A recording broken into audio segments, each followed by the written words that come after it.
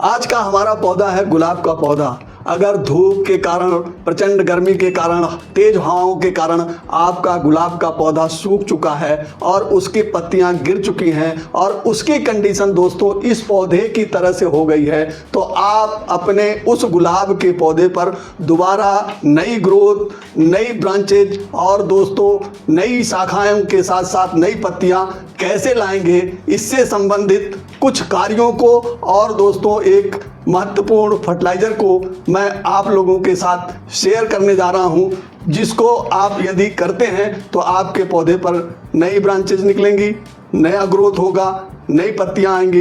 तो दोस्तों यह सारी जानकारी जानने के लिए आप लोग मेरे इस वीडियो में मेरे साथ बने रहे और वीडियो यदि आपको अच्छी लगे तो वीडियो को लाइक करिए, शेयर करिए तथा दोस्तों मेरे इस चैनल को सब्सक्राइब अवश्य करिए। तो आइए वीडियो शुरू करते हैं।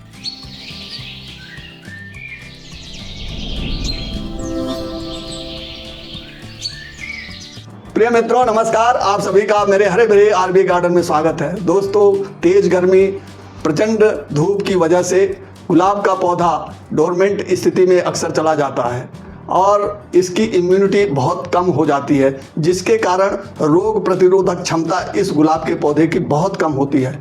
इस कारण दोस्तों यह सूख जाता है, सर्वाइव नहीं करता है। और गर्मी के मौसम में हम गुलाब के पौधे को बचाने के लिए ज़्यादा पानी देते हैं। ज़्यादा पानी देने की वजह से इसकी जड़ें भी सुषुप्तावस्था में पहुंच जाती हैं और दोस्तों इसके पत्तियों से इस जड़ का संपर्क जो है वो टूट जाता है, जिसकी वजह से पत्तियां सूख कर गिर जाती हैं और यह पौधा सूखने की कगार पर चला आता है।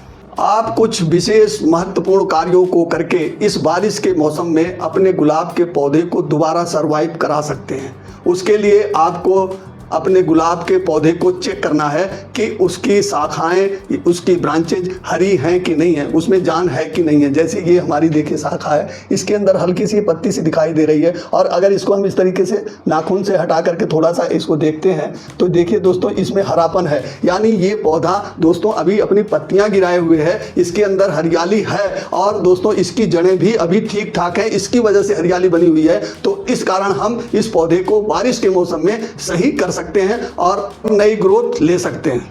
लेकिन यदि आपके पौधे की शाखाएं ये पूर्ण रूप से सूख गई हैं, काली पड़ गई हैं, बिल्कुल इनमें जान ही नहीं है, तो दोस्तों इसका मतलब ये है कि आपके पौधे की जड़ भी खराब हो गई है, यानी जड़ में जान नहीं है। और अब अगर ऐसी स्थिति है आपके पौधे की तो आपका पौधा नहीं बच सकता है। दूसरा काम आपको ये करना है, आपके गमले के अंदर जो इस तरह से ये पत्तियां हैं आप इनको प्रॉपरली हटा लीजिए और हटाने के बाद यह सुनिश्चित करिए कि आपके गमले की मिट्टी सूखी है कि नहीं। यदि दोस्तों ये गमले की मिट्टी सूखी नहीं है, गीली है, तो आप इसको 1-2 दिन के लिए छोड़ दीजिए। ऐसे ही इसे पहले प्रॉपरली सुखा लीजिए, तब आप इसमें कोई काम कर पाएंगे।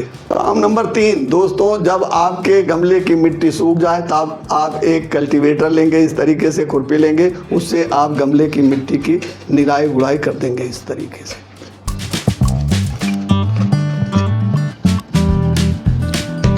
इससे फ़ायदा ये होगा कि गमले की मिट्टी भुरभुरी और पोरस तो होगी ही, साथ में इसमें हवा और धूप का संचार बना रहेगा और पौधा की जो जड़ है वह ग्रोथ करती रहेगी। चौथा काम आपको ये करना है कि चूँकि मानसून का सीजन आ चुका है, बारिश हो भी रही है, ऐसे में दोस्तों आपको अपने गमले का ड्रेनेज होल साफ़ सुथरा कर लेना है और साफ़ सुथरा कर लेने के बाद आपको पानी डालकर चेक भी करना है कि आप जो पानी डाल रहे हैं वह पानी निकल रहा है इस ड्रेनेज होल से कि नहीं।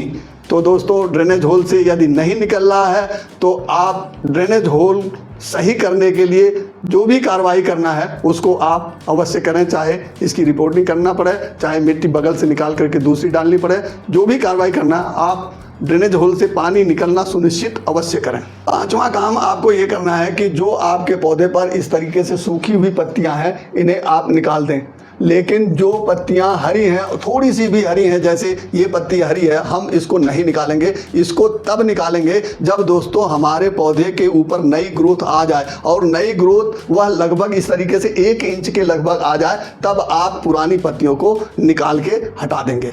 छठा काम आपको अपने पौधे पर यह करना है कि देखना है कि कौन सी ऐसी डालियां हैं जो बिल्कुल सूख गई हैं। जो सूख गई हैं उन डालियों को आपको जहां से ये जुड़ी हुई है वहां से 1 इंच पहले ही काटना है। इस तरह से आपको सैनिटाइज कैंची लेना है और कटर लेना है, आप वहां से काटेंगे। यानी इसको देखिए, ये बिल्कुल सूखी हुई है, इसको हमने 1 इंची छोड़ करके यहां से काटा है। यहां से बिल्कुल सटा करके, ऐसे जो है सटा करके नहीं काटना है। अगर ऐसे काटेंगे तो दोस्तों डाई बैग की समस्या आपके पौधे पर आ सकती है। इस कारण दोस्तों आपको इसको बड़ा ही सोच विचार करके काम करना है। दोस्तों यदि आपके पौधे पर डाई बैग लगा हुआ, जैसे ये पौधा देखिए डाई बैग का शिकार है, तो आप इसको भी 1 इंच पहले से ही काटेंगे। इस तरीके से आप काट देंगे। देखिए एकदम सूख गया है और इसको हमने 1 इंच पहले काट दिया। अब ये इसका असर नीचे नहीं जाएगा। तो ये काम आपको करना है। आप यदि अपने गुलाब के पौधे पर जो काम मैंने ये बताया है वह प्रॉपरली आप कर लेते हैं तो आपका पौधा आधा बिल्कुल तैयार हो चुका होता है। तो दोस्तों आधे के लिए अब आइए हम इसको फर्टिलाइजर देने की बात करते हैं, क्योंकि भोजन ही पौधे का मुख्य घटक है। इसकी वजह से भोजन देना अति आवश्यक है। तो आइए दोस्तों हम इसको कौन सा फर्टिलाइजर देना है इसकी बात करते हैं। इसके लिए आपको सबसे पहले वर्मी कंपोस्ट लेना है। यह आपके पौधे को एकदम जीवित कर देती है और ये पौधे के लिए एक तरह से संजीवनी का काम भी करती है। दोस्तों इसके अंदर नाइट्रोजन भरपूर मात्रा में होता है और साथियों इसमें जो है अन्य सूक्ष्म पोषक तत्व भी जो पौधे को आवश्यक है वो होता है।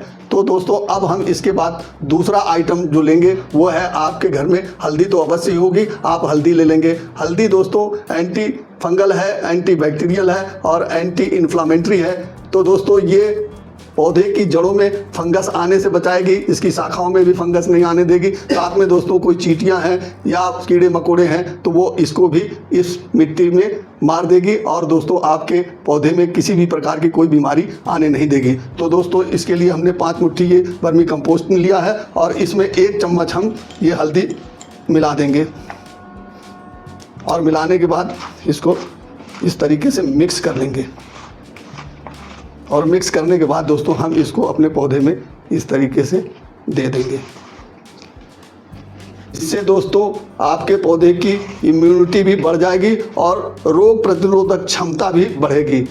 अब इसके बाद दोस्तों आपको इसमें पानी दे देना है। इस तरीके से आप पानी दे देंगे, इतना ही पानी देंगे ताकि वो गमले से इस समय बाहर ना निकले। बाहर निकल जाएगा तो जो आपने पोषक तत्व दिया है वो दोस्तों गमले से बाहर हो जाएगा। इस कारण आपको जो है थोड़ा ही पानी देना है। देखिए हमने जो ये मिट्टी अपने गमले की बना रखी है, यह देखिए इतना वेल ड्रेन्ड है कि इसके अंदर पानी आपको दिखाई नहीं दिया, ये तुरंत नीचे चला गया और इसके गमले की मिट्टी भीग गई और इसके पोषक तत्व इसी के अंदर रहेंगे। अब ये पौधा बहुत तेज़ी से सर्वाइव करेगा और बहुत तेज़ी से सर्वाइव करेगा तो इसमें मल्टीपल ब्रांचेस आएंगी और पत्तियां भी आएंगी और इसमें कलियां भी हो सकता है कि बन जाएं। तो दोस्तों इस तरीके से आप अपने पौधे को बारिश के मौसम में बचाएंगे। पानी दे देने के बाद आप इस अपने पौधे के गमले को बारिश में ही रखेंगे। ऐसा नहीं है कि आप इसे सेमी शेड एरिया में रख दें। आपको हर हालत में इसे बारिश के पानी में नहलाना ही नहलाना, उसमें रखना ही रखना। इसीलिए हमने वेल ड्रेन्ड मिट्टी की बात की थी कि वेल ड्रेन्ड होगी तो बारिश का पानी इसमें जाएगा, बाहर निकल जाएगा। तो दोस्तों बारिश के पानी में इतनी अधिक नाइट्रोजन की मात्रा है और उसमें वातावरण से जो सूक्ष्म पोषक तत्व पानी के साथ आते हैं वो सब इस पौधे को बारिश के पानी के रूप में मिलता है और ये पौधा जो है दोस्तों बारिश का पानी पौधे के लिए अमृत हो जाता है और बहुत तेजी से पौधा ग्रोथ करता है। इसलिए बारिश में इसको रखना जरूरी है। लेकिन अगर आपके क्षेत्र में बारिश 1, 2 दिन 3 दिन रुक करके हो रही है तो बीच में जो समय बच रहा है उसमें अगर बहुत तेज धूप निकल रही है तो आप अपने इस पौधे को सेमी शेड एरिया में उस धूप के समय रखेंगे। और दोस्तों उस पे भी आपको यह सुनिश्चित करना है कि उसके ऊपर जो है आप पानी का स्प्रे अवश्य करें। अगर पानी का स्प्रे करेंगे तब भी ठीक है। और दोस्तों यदि आप उसमें एप्सम साल्ट थोड़ा सा मिला करके इस पे छिड़काव कर देंगे तो सोने में सुहागा होगा। यदि आपके पास बाजार से खरीदा हुआ कोई कंपोस्ट नहीं है, कोई खाद नहीं है, तो दोस्तों आप इसकी जगह वर्मी कंपोस्ट की जगह आप घर में यूज की हुई चाय की पत्ती इस तरीके से ले लेंगे। ये चाय की पत्ती भी वर्मी कंपोस्ट की तरह से ही काम करेगी। इसके अंदर भी नाइट्रोजन भर कर है और ये भी पौधे को एक्टिव बना देती है। तो इसकी 2 चम्मच जो है आप इसमें इस तरीके से डाल देंगे